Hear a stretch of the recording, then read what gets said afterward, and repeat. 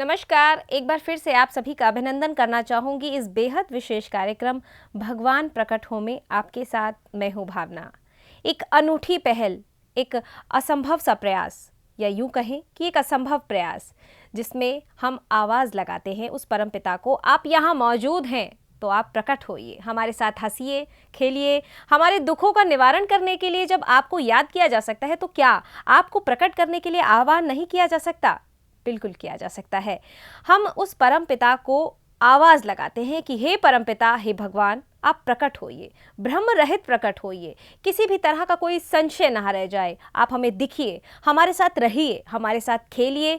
तो इसी कार्यक्रम में हम इस तरह की बात करते हैं। इस कार्यक्रम में हमारा साथ देते हैं हमेशा की तरह पवन चौधरी जी। आइए उनका स्वागत करते हैं। पवन जी, बहुत बहुत स्वागत है आपका। पवन जी, यहाँ आपसे जानना चाहूंगी कि आपने अपनी पत्रिका में लिखा है कि भगवान तेरे ना दिखने के कारण, तेरे सबसे बातचीत ना करने के कारण, तेरे बारे में भ्रम और अस्पष्टता के कारण संसार में भ्रम सा फैला हुआ है। संसार जो है वो बहुत ज़्यादा बेहाल है। तो इसके बारे में आपसे जानना चाहूँगी। जी बिल्कुल, आपने सही कहा। इस अभियान में हम उसे इस तरीके से कहते हैं कि भगवान तू हर कण में मौजूद है, हर जगह मौजूद है, हर रोम रोम में, हर जगह। हर कोई मानता है, हर धर्म वाला प्राय करके ज़्यादातर लोग मानते हैं कि भगवान का निवास हर जगह पे है। हर जगह पे, हर कण कण में वो मालिक रोम रोम में समाया हुआ है। और तू हर जगह पे होने के बावजूद तू दिख नहीं रहा है। और we have taken it, we have consumed it, हम उसको हजम कर लेते हैं कि हाँ नहीं नहीं भाई ठीक है, उसके लिए ये करो ये करो ये करो। भाई तू परम समर्थ है भगवान, तू यहाँ पर मौजूद है। मैं तेरा, तूने मुझे बनाया है, मैं तेरा बेटा हूँ। हर कण तेरा बेटा है, हर कण को तूने बनाया है। तू प्रकट नहीं है।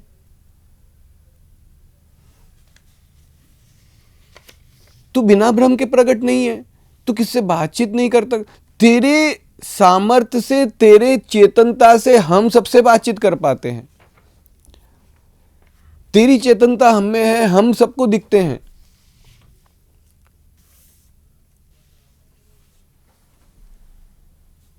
भगवान तू परम चेतन है, क्या तू प्रकट नहीं रह सकता?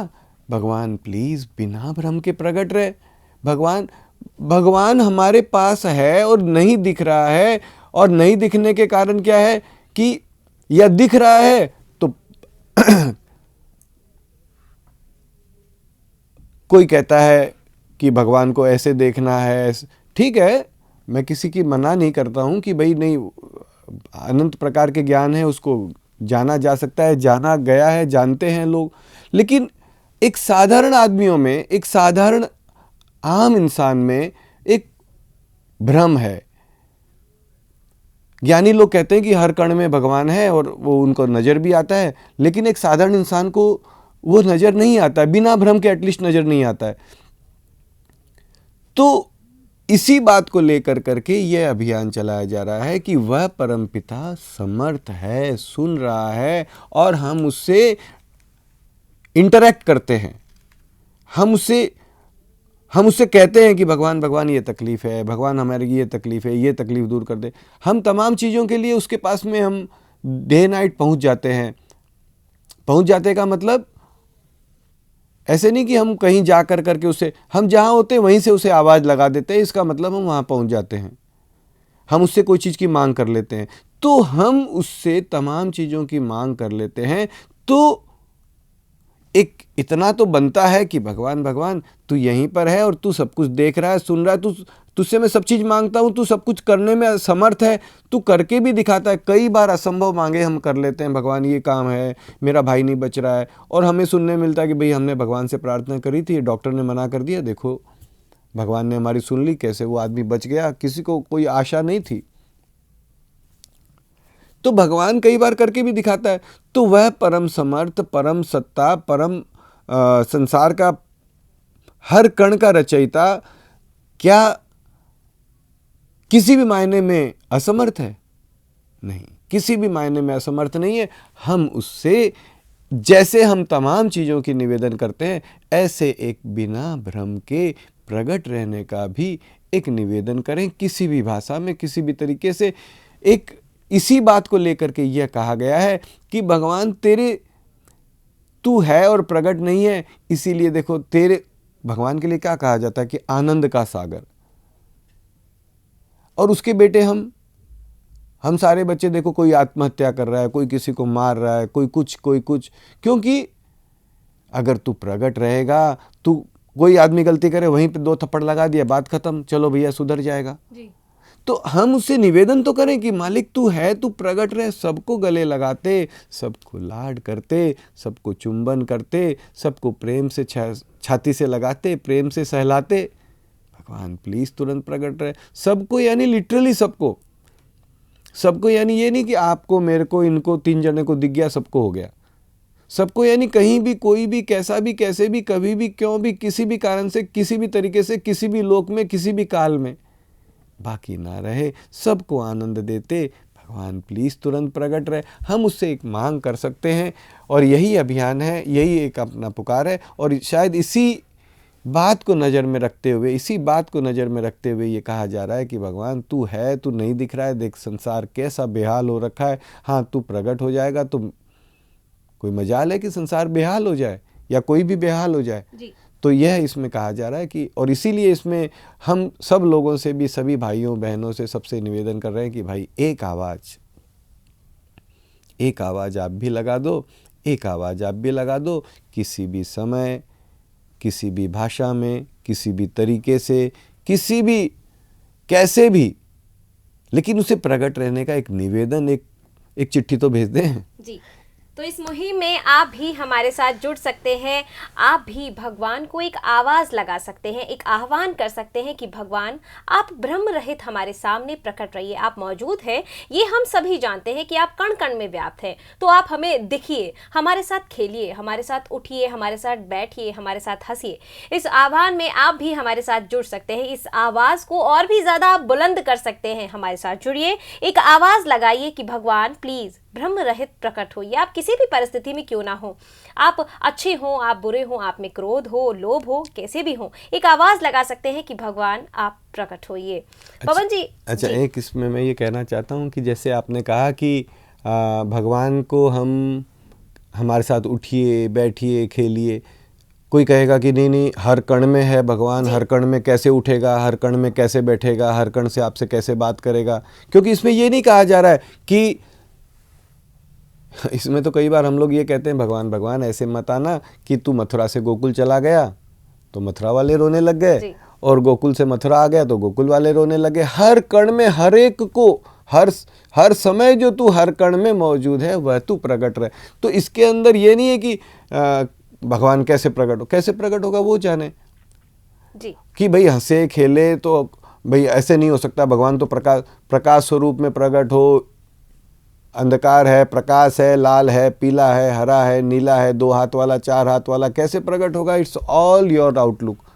हम तो एक ये कहते हैं, हम ये जानते हैं कि तू हर कण में है, तू हर कण से प्रकट हो सकता है, तू समर्थ है, तू भगवान प्लीज प्रकट हो। कैसे प्रकट होना, किस रूप में प्रकट होना, ये सब तेरा आउटलुक है, तू जाने, तेरा काम जाने। पवन जी, जैसा कि हम सभी जानते हैं कि भगवान जो है वो अनंत समर्थ है, उसके अंदर पूर्णतः शक्ति है। जब वो मनुष्य को बना सकता है, इस ब्रह्मांड का निर्माण वो कर सकता है, तो आपने अपनी पत्रिका में लिखा है कि उसके जो बच्चे हैं वो इतने बेहाल हैं, महासागर सा बन गया है, परेशानी का, दुख है, दरिद्रता है, तो ऐसा क्यों है?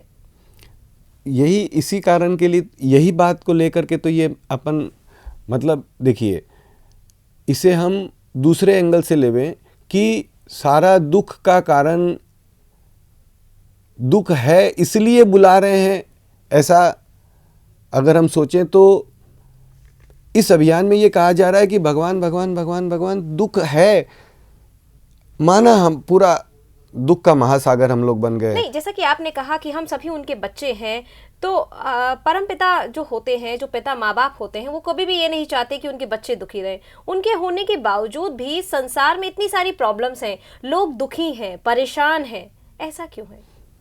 देखिए, मैंने आपसे पहले भी एक बार इस प्रश्न में अपन ने ये कहा था कि इसके दो प्रकार के उत्तर हो सकते हैं। एक प्रकार, पहला सीधा सिंपल उत्तर तो ये है कि जैसा मैंने पहले कहा था कि हम लोग किसी भी तरीके से कोई ज्ञानी, पंडित, पुजारी या भगवान के कोई विशेष या भगवान के कोई एजेंट या भगवान के कोई ज़्यादा जानकार नहीं है।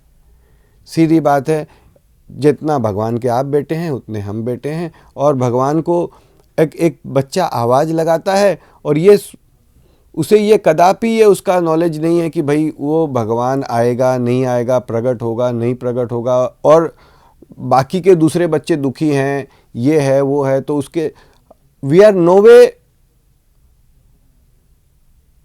Any messenger of the God कि हम भगवान के बारे में, भगवान की कुछ भगवान के प्रोसेस को हम समझा देंगे जी। नो, हम किसी भी प्रकार से कोई विशेष नहीं है कि हम भगवान के प्रोसेस, हम ये जानते हैं कि तू मालिक तू है और तूने सबको बनाया तो तूने मुझे भी बनाया है और तूने मुझे बनाया है और तू समर्थ है, ऐसा सब कहते हैं। और इसीलिए मैं तुझसे एक रिक्वेस्ट कर रहा हूं कि भगवान प्लीज़ प्रकट रहे, और तू सर्वसमर्थ है, और तू अगर प्रकट रहेगा तो क्या मजाल है कि कोई बेहाल हो जाए जी। ये तू, इसीलिए ये कहा जा रहा है कि भगवान तू प्रकट नहीं है। मेरे ख्याल से इसके कारण हम लोग इतने बेहाल हैं, और इसलिए हम तुझे नहीं बुला रहे हैं कि तू, हम बेहाल हैं तो तुझे बुला लेंगे और हम सुखी हो जाएंगे। सुखी हो जाएंगे यह लक्ष्य को लेकर करके अगर तुझे बुलाना है, तो अगर मान लो कल हम सुखी हो गए, हर प्रकार से सुख हो गया, हर प्रकार से बेहाली खत्म हो गई, बेहाल नहीं है, सब आनंदमय, तो फिर क्या हम कल तुझे बुलाना बंद कर देंगे? कल तेरी जरूरत नहीं रहेगी? नहीं, कदापि नहीं, कदापि नहीं, कदापि नहीं, कदापि नहीं, कदापि नहीं। It is not related to, जैसे हम लोगों ने इसमें पहले के एपिसोड में लिया है कि रावण आ गया, कंस आ गया, संसार में अत्याचार बढ़ गया, संसार में बेहाली बढ़ गई, तो हम लगे तुझे पुकारने के लिए, भगवान भगवान भगवान भगवान, क्या हुआ भगवान भगवान, रावण आ गया, बहुत बेहाल हो गए। हाल में भगवान को पुकारना। हाँ, ऐसे नहीं कि भाई हम बेहाल हो गए तो हम पुकारने लग गए और जब ही हमारी तबीयत ठीक हुई हम बड़े खुश हो गए, चलो भैया अब भगवान की जरूरत नहीं। तो ये इस अभियान को लेके चल रहे हैं। जी पवन जी, फिलहाल वक्त हो गया है दर्शकों से विदा लेने का।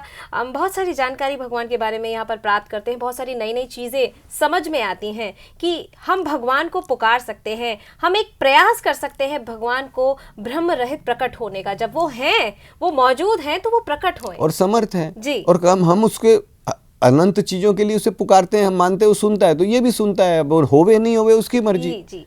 That's it. तो दर्शकों, फिलहाल वक्त हो गया है आप सभी से विदा लेने का। दीजिए इजाजत, नमस्कार।